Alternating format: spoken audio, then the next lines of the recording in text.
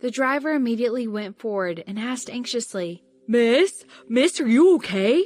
The item she had been holding had already fallen to the ground. It was a laptop, the latest model of a renowned brand, which was worth more than $100,000. The woman's outfit was dirty at this point, but she had no time to check herself and quickly climbed to look at the laptop. The laptop had a metal case. At that moment, the body had been deformed. She opened it and the screen inside was broken, looking terrible. When the woman in the beige business suit saw the laptop, her eyes turned red and she sobbed, Laptop! This laptop! It is worth $120,000! What should I do now? It's not even mine! Her voice went through the window and fell directly into Jackson's ear. His face that had been dark because of the delayed trip suddenly changed. He had not heard this voice in 4 years. Was it an illusion? Jackson's body became tense, but at that moment, he forgot to react. The driver glanced at the woman and did not see much harm done. He let out a sigh of relief. However, when hearing the laptop was worth $120,000, he was scared and became pale. Feeling angry and guilty at the same time, he shouted, $120,000? Girl, you are lying! This broken computer, how is it worth that much? The woman stood up, limping. Both her knees and elbows were scratched with sand and dust completely embedded in the flesh. It was evident how much it must have hurt at a glance. The woman was so angry that she lifted the computer and threw it toward the driver. What do you mean? You hit me and refused to take the responsibility? You crashed my computer. You pay for it. I must use it now. Give me the exact same one. Once again, he heard this voice, which brought Jackson back to reality. It was her, for real. Jackson's heart raced. He opened the door and walked out. The driver originally felt a bit guilty, but hearing the woman's tone, he immediately became even angrier and said, You liar! Deliberately waiting here to be hit by a car and then trying to blackmail people of hundreds of thousands with this laptop? Those old people were less ruthless. Mary wanted to say something when she saw the tall man who came down from the car. Her expression immediately changed. Even when she was knocked down by the car, she looked better. It was him! It was him! She subconsciously stepped back, her heart racing like crazy, almost like it was going to burst out of her chest. In the past 4 years, all the memories she had deliberately refused to recall came to her. Every picture, every scene, outlined the 2 words that had been deeply engraved into her soul. Jackson! Jackson!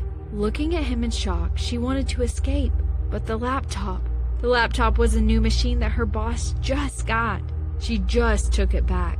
In the distance from the one side of the road to the other, she couldn't imagine that the laptop worth more than $100,000 would be broken. Even worse, she couldn't afford it now. Her expression changed. Mary braced herself to stand tall and say, You will know the price if you search it on the internet. It is a new computer just taken back from the United States. The price is $119,998, and you should pay me back for it. When she said this, she didn't dare to look in Jackson's direction at all. Mary was feeling panicked as she tried to pull herself together, and then she yelled, There are also my medical expenses, emotional damage, and the salary lost by my injury. You must pay me all that. It was a green light for me if you're not blind. Mary basically asked for everything. Of course, he recognized the brand of the laptop and the model. He was well aware that even the cheapest of the model cost nearly $100,000. For ordinary working class, this number was simply impossible. How could he afford it? Feeling helpless, the driver looked back at the car. Then he discovered that the distinguished person in the car had come out at some point, watching what was happening quietly. Jackson stood behind the driver, his gorgeous but sharp eyes sweeping across her bloody arms and legs. The skin that was originally fair, fresh, and plump was deeply hurt by sand and dust. It was as if her injury was on his heart. He had already decided to forget this woman. As early as 4 years ago, she decided to kill his child. From that point, he should have nothing to do with this woman. For 4 years, Jackson had deliberately stopped himself from looking her up, just as she had disappeared from the world. He did not expect that she would actually be in the capital. Moreover, she had been so close to him. It turned out that she had been near here these days, so they had been so close to each other, so close these days. Thinking of this, Jackson immediately had an inexplicable feeling. Mr. Jackson, this... The driver had a hard time trying to explain, looking mortified. I will send the lady to the hospital. You take the computer for inspection. After verification, bill it on the company's account. I will pay for it. After 4 years, Jackson's voice was a little bit more mature than before.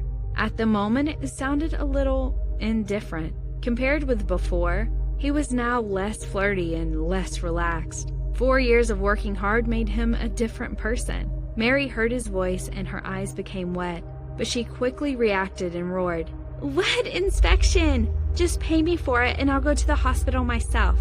Sir, the flight... Looking at her indifferently, Jackson asked the driver slowly, "Didn't you hear me?" The driver was dumbstruck and nodded. He hurriedly picked up the broken laptop. Mary's expression changed. "Wait!" But Jackson was the driver's boss. After hearing Jackson's words, he disregarded Mary and ran with the laptop. Mary's arms and legs were hurting so badly that she stopped after running a few steps. There were cars honking behind them. Jackson acted as if he did not hear it. He came forward and grabbed her arm where she was not injured and pulled her into the car.